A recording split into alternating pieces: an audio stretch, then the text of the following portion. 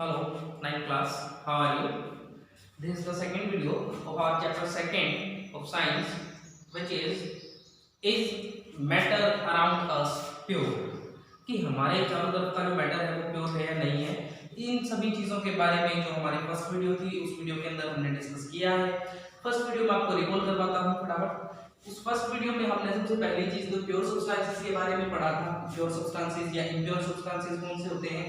तो pure substances मैं आपको याद दिलाता हूं। प्योर सब्सटेंसेस वो सब्सटेंसेस थे which are made up of only one type of particles, जो सिर्फ एक ही तरह के पार्टिकल्स से मिलके बने होते थे। अब वो एक ही तरह के जो पार्टिकल्स थे वो हमारे एटम्स भी हो सकते हैं वो पार्टिकल्स, और वो पार्टिकल्स हमारे मॉलिक्यूल्स भी हो सकते हैं। तो वो पार्टिकल्स जो वो प्योर सब्सटेंसेस जो एक ही टाइप के एटम्स से मिलके बने होते हैं वो हमारे प्योर सब्सटेंसेस होते हैं एलिमेंट्स। ओके, वो प्योर सब्सटेंसेस जो एक ही टाइप के मॉलिक्यूल्स से मिलके बने होते हैं वो होते हैं हमारे कंपाउंड्स।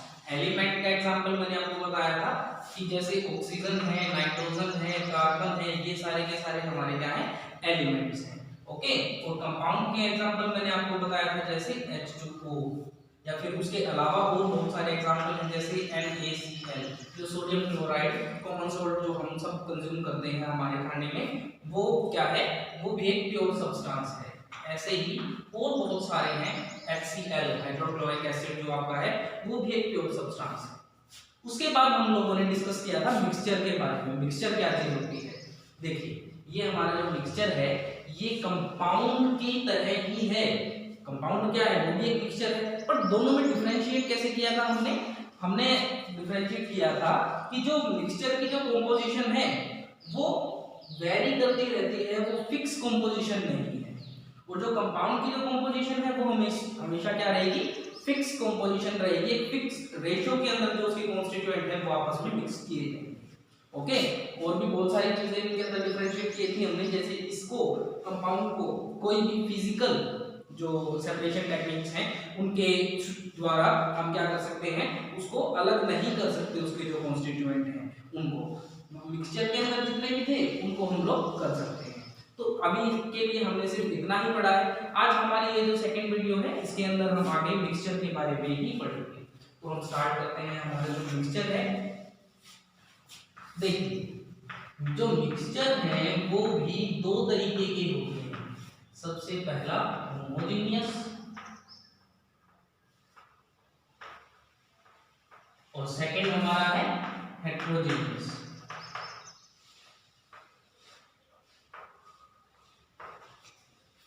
अब देखिए नाम से ही पता चल रहा है, होमो मीन्स सेम और genus means phases. Okay, hetero means different और डिफर, और जेनस मीन्स सेम फेज। अब देखिए होमोजेनियस मिक्सचर हमारे वो मिक्सचर होते हैं जिसके अंदर सेम सिंगल एक फेज के अंदर हमारा सोल्यूट, हमारा सोलवेंट, मतलब जो हमारा पूरा जो सॉल्यूशन है वो सारा का सारा सॉल्यूशन हमको सिंगल एक फेज के अंदर दिखाई देता है। जैसे अगर मैं बात करूं इसके एग्जांपल की, तो एग्जांपल हम लेते हैं, मान लेते हैं ये कोई बीकर है हमारे पास। इस बीकर के अंदर हमारे पास वाटर है और वाटर के अंदर मैंने क्या कर दिया? इसके अंदर मैंने 2 स्पून क्या किया? सॉल्ट इसके अंदर मिक्स कर दिया। तो सॉल्ट और वाटर को मिक्स करने से जो मेरे पास जो सॉल्यूशन अब सामने आया है उस सॉल्यूशन को मैं क्या नाम दे दूंगा? Salt solution. सेम ऐसा ही शुगर और वाटर के साथ भी कर सकते हैं। शुगर 2 स्पून शुगर लेंगे और उसको पानी के अंदर, वाटर के अंदर हम लोग उसको मिक्स कर देंगे, डिसॉल्व कर देंगे। तो हम अगर उस मिक्सचर को ढंग से अगर उसको ऑब्जर्व करें तो हमें थ्रू आउट द मिक्सचर उसका जो पूरा वॉल्यूम है वो बिल्कुल पूरा सेम दिखाई देगा। कोई अलग अलग फेजेस उसके अंदर हमको दिखाई नहीं देंगे।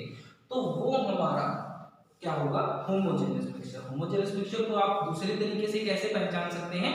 होमोजेनियस मिक्सचर की थ्रू आउट द मिक्सचर, पूरा जितना भी मिक्सचर है, चाहे उसकी कितना भी वॉल्यूम है, 1 लीटर है, 100 लीटर है, कितना भी है, ओके, तो उसका जो पूरा का पूरा जो वॉल्यूम है या पूरा जो सॉल्यूशन है, जो होमोजेनियस मिक्सचर है, वो क्या करता है, वो पूरे के अंदर जो उसकी जो कॉन्स्टिट्यूएंट जितने भी हैं उनका जो रेशो है वो पूरे के अंदर बिल्कुल सेम रहेगा, ओके।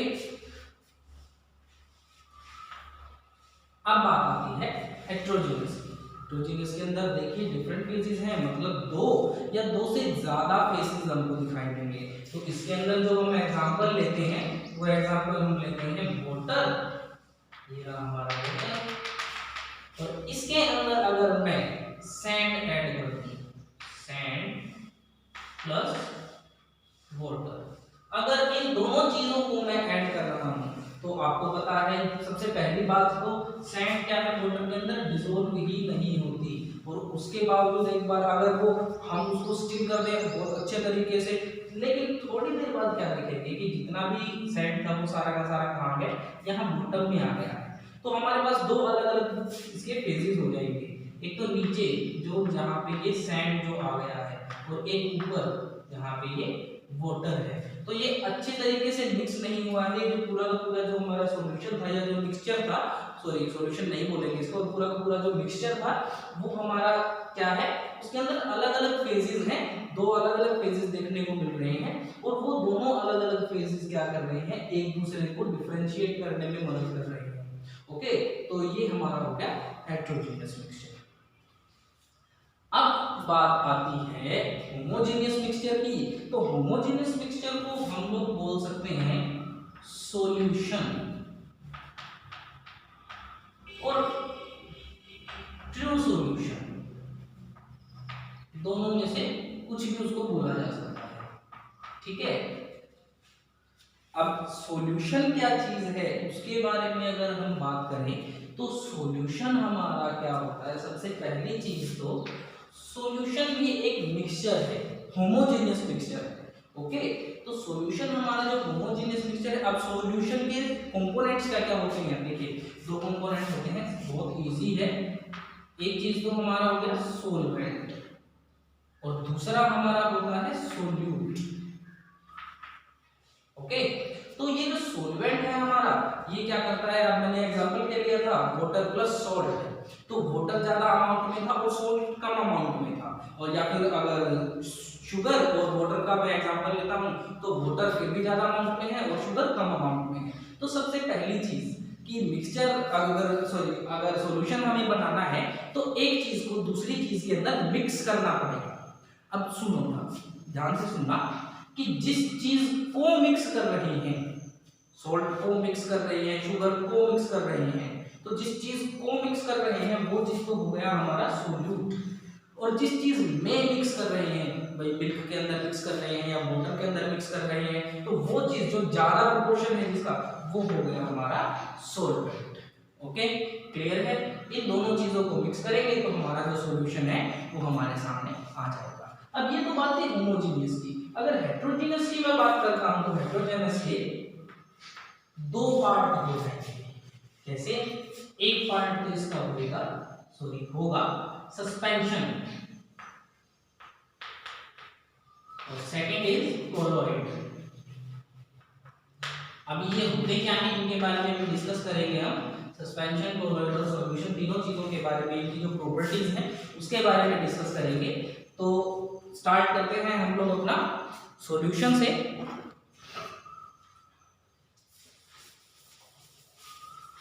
देखिए सॉल्यूशन के बारे में अभी मैंने बताया कि सॉल्यूशन की जो प्रॉपर्टीज हैं वो क्या क्या है। सबसे पहली चीज तो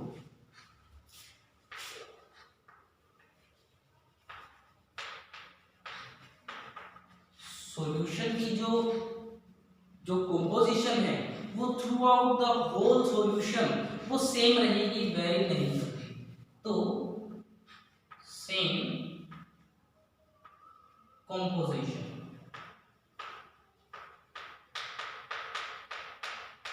ऑफ कंपोनेंट्स और कॉन्स्टिट्यूएंट्स, आप कुछ भी बोल सकते हो,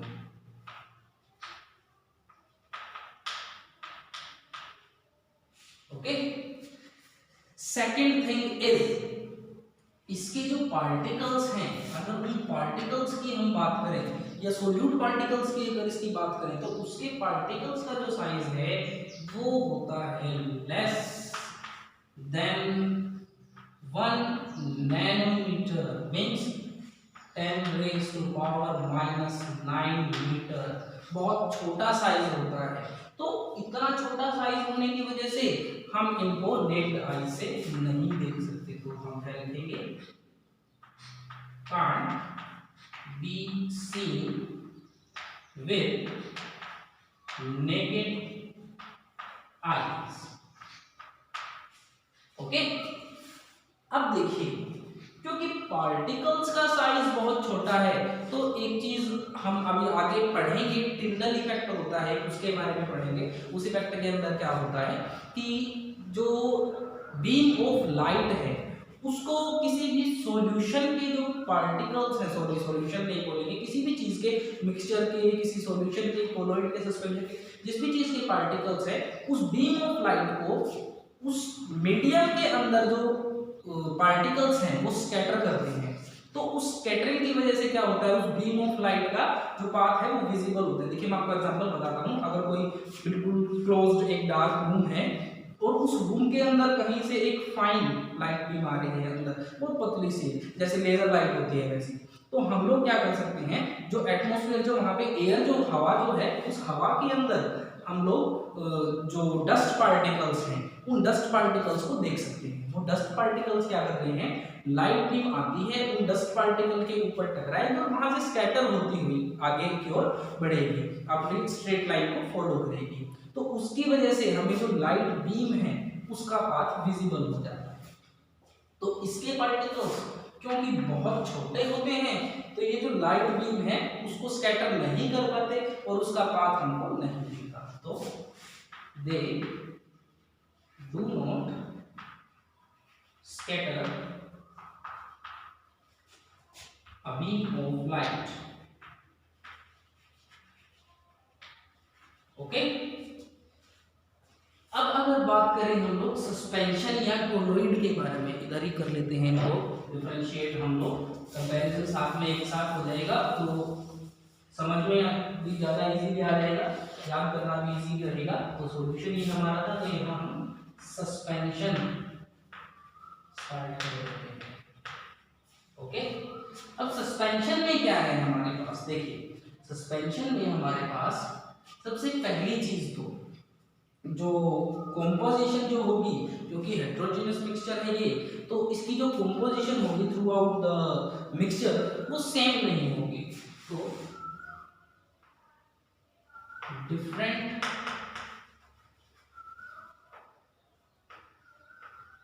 composition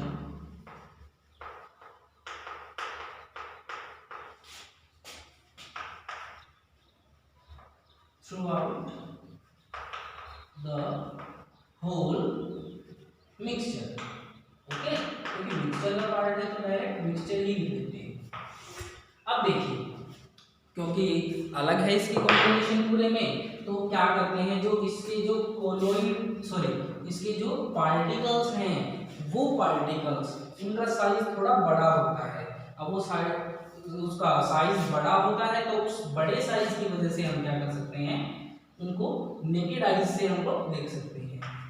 so they can be seen by naked eyes. Okay, next जो हमारा इसकी जो प्रॉपर्टी है वो क्या है, देखिए अब अगर मैं बात करूं पार्टिकल्स की, सॉरी एक पॉइंट हमारा इसमें भी रह गया, वो अभी डिस्कस कर लेते हैं। अब पार्टिकल्स की अगर बात कर रहे हैं, क्योंकि पार्टिकल्स थोड़े बड़े हैं इसके अंदर और वो क्या करते हैं, पूरे वॉल्यूम के अंदर वो फैले हुए हैं, और अगर इसको थोड़ी देर के लिए, सस्पेंशन को थोड़ी देर के लिए अनडिस्टर्ब रखा जाए, उसको हिलाया ना जाए, आइडियल पोजीशन में उसको रखा जाए, तो वो क्या करेंगे, जो पार्टिकल्स हैं इसके सोल्यूट के, सॉल्वेंट के अंदर जो सोल्यूट के जो पार्टिकल्स हैं वो नीचे बॉटम की ओर आने शुरू हो जाएंगे और बॉटम पे आके वो क्या करेंगे, इकट्ठा हो जाएंगे। ओके, तो वो जो पार्टिकल्स हैं जो बॉटम पे आके इकट्ठा हो जाते हैं उसकी वजह से वो सॉल्यूशन जो सॉरी मिक्सचर जो हमारा है वो क्या रहेगा, वो क्वाइट अनस्टेबल हो जाएगा। ठीक है, इसके अंदर वो पार्टिकल्स कहाँ थे, पूरे मिक्सचर के अंदर बराबर तरीके से बटे हुए हैं। वो ऐसा नहीं है कि वो थोड़ी देर उसको अनडिस्टर्ब रखेंगे तो बॉटम पे आ जाएंगे, सॉल्यूशन के अंदर ऐसा नहीं होता। तो ये जो सॉल्यूशन होता है वो एक क्या होता है, स्टेबल होता है।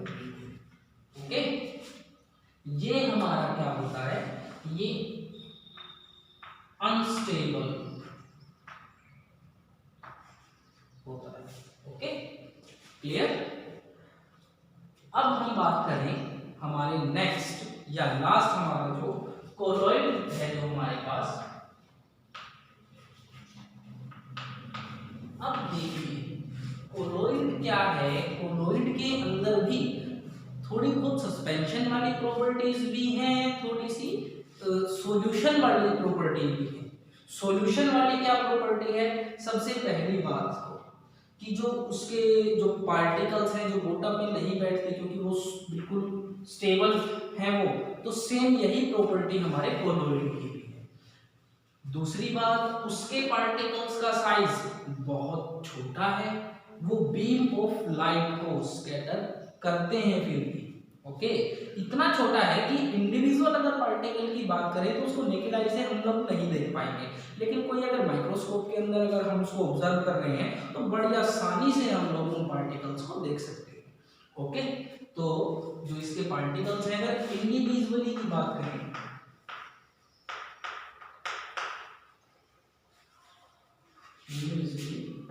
the particles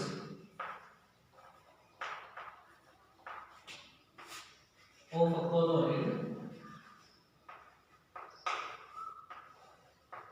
can't be seen by naked eyes. Okay, अब अगर बात की जाए पार्टिकल्स की, तो पार्टिकल्स जो इसके हैं वो बॉटम पे इकट्ठा नहीं होते हैं। तो ये जो है ये भी एक तरह का क्या है, बिल्कुल स्टेबल जो हमारा जो मिक्सचर है बिल्कुल वैसा ही है। क्लियर है, इन दोनों के एग्जांपल्स हमने पहले ही देखे हैं अभी। अब कोलॉइड के एग्जांपल्स की अगर बात करें तो कोलॉइड के अंदर सबसे पहली चीज तो जो अभी मैंने जो टिंडल इफेक्ट जो बताया है कि बीम ऑफ लाइट को स्कैटर करता है, तो टिंडल इफेक्ट को फॉलो करता है। टिंडल इफेक्ट है वो जो इफेक्ट जो अभी मैंने बताया कि बीम ऑफ लाइट को स्कैटर करता है, ये इफेक्ट का नाम जो टिंडल एक साइंटिस्ट थे उन्हीं के नाम पे पड़ा हुआ है। ठीक है, तो ये जो हमारा टिंडल इफेक्ट है ये जो कोलॉइड है उसको फॉलो करता है। तो इसमें इसका एग्जांपल अगर मैं लिखूं आपके सामने, तो एग्जांपल है इसका मिल्क, और जो हमारा ब्लड है, जैसे ब्लड भी हमारा क्या है, कोलोइडल सॉल्यूशन है। ओके, तो ये इनके एग्जांपल्स हैं। ये आपको इसमें से पढ़ने की जरूरत नहीं है, जो मैं बोल रहा हूँ सिर्फ वो सुनने की जरूरत है। ठीक है, ये आपको आपकी जो एनसीईआरटी बुक है उसके अंदर चैप्टर के अंदर अलग से ही तीनों चीजों की, सॉल्यूशन की, सस्पेंशन की और कोलॉइड की जो प्रॉपर्टीज हैं वो लिखी हुई हैं, आप लोग याद वहां से कर सकते हैं। मैंने बस उन प्रॉपर्टीज का क्या मतलब है, ओके, तो उनको कैसे समझा जाए, जो चीजें उसके अंदर लिखी हुई हैं उन चीजों का क्या मतलब है, बस आपको वो समझाया है। नेक्स्ट जो हमारी वीडियो है उस वीडियो के अंदर हम लोग जो अलग अलग इसी सेकंड चैप्टर के अंदर जो वेरियस जो सेपरेटिंग टेक्निक्स हैं, जैसे डिस्टिलेशन है, फ्रैक्शनल डिस्टिलेशन है और भी बहुत सारी हैं, तो उन हमारे जो सेपरेशन टेक्निक्स हैं उनके बारे में हम लोग अपनी नेक्स्ट वीडियो के अंदर पढ़ेंगे। आज के लिए सिर्फ इतना ही। ये तीनों की जो प्रॉपर्टीज हैं वो आपको लर्न करनी है बड़े अच्छे तरीके से, और अगर आपने फेयर नोटबुक में उनको नोट नहीं किया है तो आपकी फेयर नोटबुक में भी आप लोगों को वो चीज़ें नोट करनी है। Okay, thank you class.